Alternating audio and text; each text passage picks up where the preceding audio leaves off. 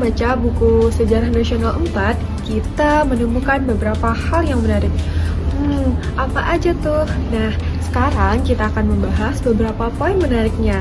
Check it out. Yang pertama, penyebab kedatangan bangsa Barat ke Nusantara.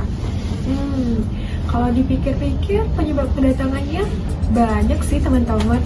Salah satunya adalah rempah-rempah yang banyak ditemukan di Indonesia saat itu. Emangnya rempah-rempah aja? Enggak dong. Selain rempah-rempah, perang salib, jatuhnya Konstantinopel ke dinasti Utsmani, serta masa Renaissance. Terus ada pengaruh buku Marco Polo, lalu ada teori heliocentris juga menyebabkan mereka melakukan perjalanan dan penjelajahan samudra hingga tiba di Nusantara. Dan siapa sih bangsa pertama yang datang ke Nusantara?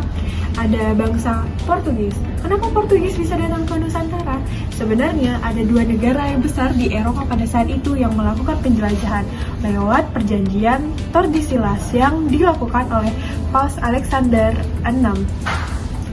Paus membagi dua negara besar ini, yaitu Spanyol dan Portugis, untuk menjelajahi samudra sambil membawa misi 3G, God, Glory, dan Gospel.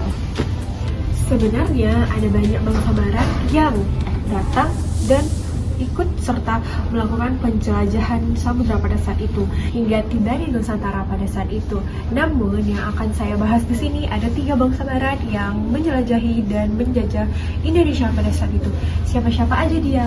Yang pertama itu ada Portugis, yang kedua ada Spanyol, dan yang ketiga ada Belanda. Yang ngapain aja sih di Indonesia? Nah, poin kedua akan kita bahas terlebih menarik.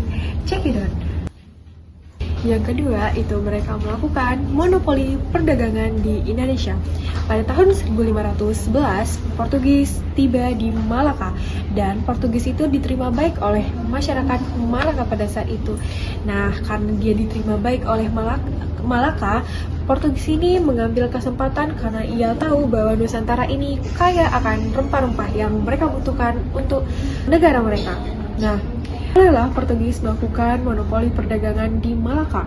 Apa aja bentuk monopoli yang dilakukan oleh Portugis? Yang pertama, Portugis menetapkan pajak untuk setiap pedagang-pedagang yang ada di Malaka. Hal ini membuat pedagang di Malaka itu keberatan dan mereka melawan. Pada akhirnya, masyarakat dan pedagang-pedagang di Malaka itu melakukan pemindahan pusat perdagangan mereka ke Aceh. Yang kedua, itu ada monopoli yang dilakukan oleh masyarakat Spanyol. Spanyol pada saat itu tiba di Maluku dan diterima baik lagi oleh Raja Tidore dan Ternate. Seperti yang kita tahu, masyarakat Indonesia pada saat itu adalah masyarakat yang welcome saja ke bangsa asing. Nah, Spanyol pada saat itu tiba di Maluku dan diterima baik oleh Tidore, melakukan perdagangan rempah-rempah juga di Indonesia pada saat itu. Namun, Spanyol tidak sempat melakukan penjajahan karena Portugis yang mendengar kabar bahwa Spanyol ini tiba di Maluku itu mengirimkan surat kepada Paus, yang pada akhirnya Paus melakukan sebuah surat perjanjian yang kita kenal sebagai perjanjian atau surat Saragossa. Dan dalam perjanjian ini Spanyol harus bersedia untuk keluar dari wilayah Maluku pada saat itu. Nah, dan pada saat itu Spanyol juga menyetujui itu. Nah, Spanyol pergilah ke Filipina. Yang ketiga ada bangsa Belanda.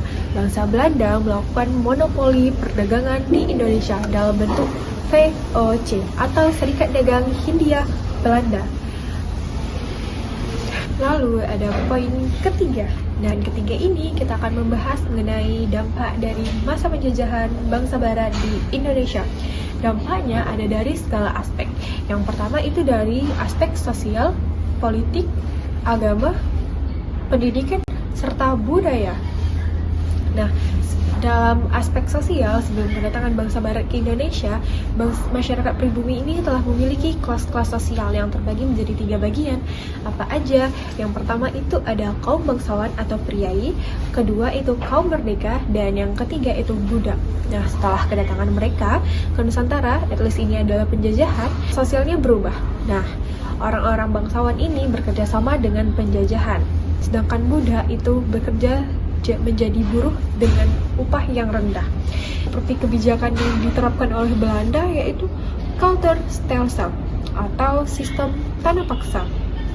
Lalu ada kerja rodi, sistem sewa tanah, dan lain-lainnya. Dalam aspek agama, setelah kedatangan bangsa barat ini, Nusantara atau pribumi juga menjadi berubah.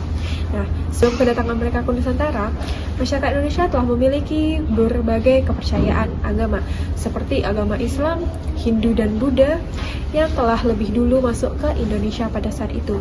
Namun ketika penjajahan bangsa barat ini datang ke Nusantara, agama yang berada di Indonesia pada saat itu menjadi bertambah satu lagi. Apa itu? Katolik atau Kristen. Karena bangsa barat ini juga dengan misinya tadi 3J itu menyebarkan agama mereka. Lalu yang ketiga, ada aspek politik.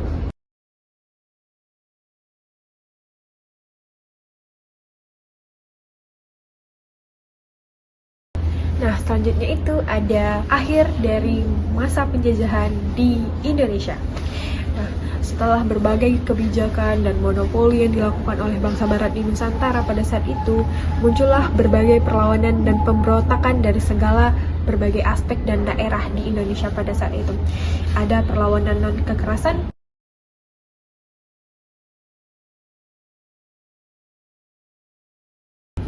perlawanan bersenjata, lalu ada taktik gerilya.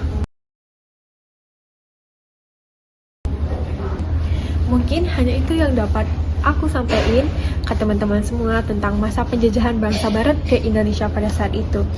Nah, lebih kurang aku minta maaf. Thank you for watching. Dadah! One is the loneliest number that you